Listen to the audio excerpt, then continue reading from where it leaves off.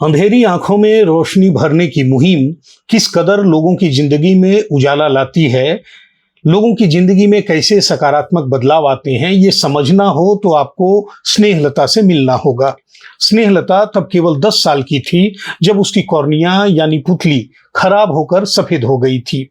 1996 में कश्यप मेमोरियल आई बैंक की डॉक्टर भारती कश्यप और डॉक्टर बीपी कश्यप द्वारा अविभाजित बिहार के क्रमशः पहले और दूसरे कॉर्निया ट्रांसप्लांट की खबर सुर्खियों में आई तो स्नेहलता के परिजन दौड़े दौड़े आए कश्यप मेमोरियल आई बैंक।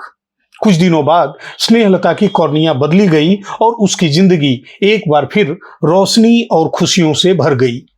बेहतर होगा कि आप स्नेहलता की जुबानी ही सुनिए उसका अनुभव।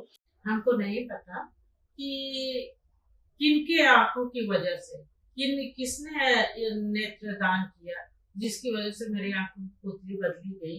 आज 28 साल के बाद भी हम पूरी दुनिया बहुत अच्छे से देखते हैं और हम उनके बहुत आभारी हैं और उनको हम सच सच नमन करते हैं। मैं स्नेहलता सिंह।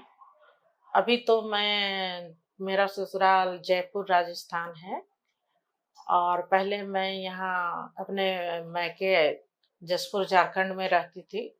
ये कम से कम 25 साल पुरानी बात है। 1996 में 10 साल की उम्र थी मेरी। तब हम ट्यूबलाइट के नीचे बैठ के पढ़ाई कर रहे थे। उस वक्त मेरे आँख में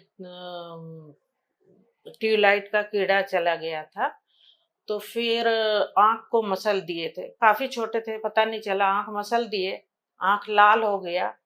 फिर धीरे-धीरे आँख का लालीपन तो गया, फिर सफ़ेदी आ गया। तो हम फ़ोटो भी खिंचाते थे, तो उसमें भी सफ़ेद आ जाता था। तो शादी में भी काफ़ी दिक्कत होता था।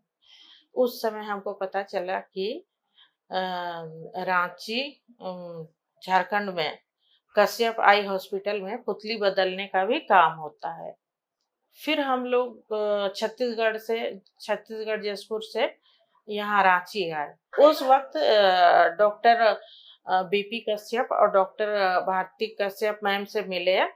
तो फिर पता चला कि आंखों की पुतली चेंज करनी पड़ेगी। फिर हम लोग आई बैंक में जाके रजिस्ट्रेशन करवाए।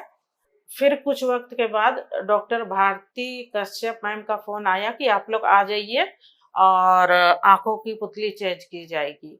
हम लोग तुरंत उसी दिन रवाना हो गए, काफ़ी दूर है। फिर ऑपरेशन के बाद मेरी शादी हुई कुछ सालों के बाद। उसके बाद अभी हम जयपुर राजस्थान में रहते हैं।